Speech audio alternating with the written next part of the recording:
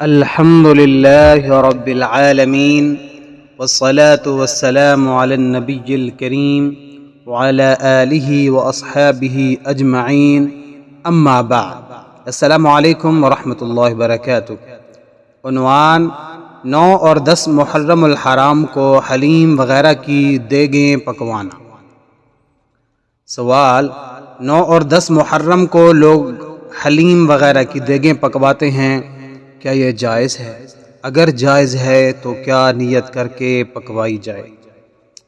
جواب: واضح رہے کہ خاص 9 اور 10 محرم الحرام ہی کو حلیم وغیرہ کی دیگیں پکوانا اور انہی 2 دنوں میں اس عمل کو عبادت سمجھ کر اس کی تخصیص کرنا شرعاً ثابت نہیں ہے، اور اب جب کہ یہ اہل باطل کا شعار بن چکا ہے اور اس کا التزام کرنے میں اہل باطل کے ساتھ مشابہت بھی پائی جاتی ہے، لہذا اس عمل سے بچنا چاہیے۔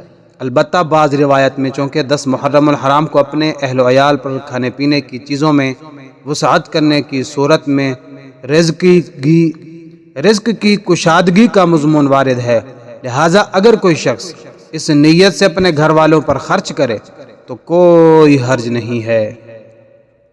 عنوان: گھر میں بچوں کے رونے سے برکت اڑ جانا۔ سوال: کیا بچوں کے رونے سے گھر کی برکت اڑ جاتی ہے؟ تصدیق فرمائیں۔ جواب: گھر میں بچوں کے رونے سے برکت ختم ہو جاتی ہے، اس بات کی شریعت میں کوئی حقیقت نہیں ہے۔ بچوں پر اللہ کی رحمت ہوتی ہے کیونکہ بچے گناہوں سے پاک ہوتے ہیں۔ بچے کبھی تکلیف کی وجہ سے اور کبھی بھوک کی وجہ سے روتے ہیں، اس طرح بچے کا رونا کوئی یہ سمجھے گھر میں بے برکتی ہوتی ہے تو یہ باطل خیال ہے۔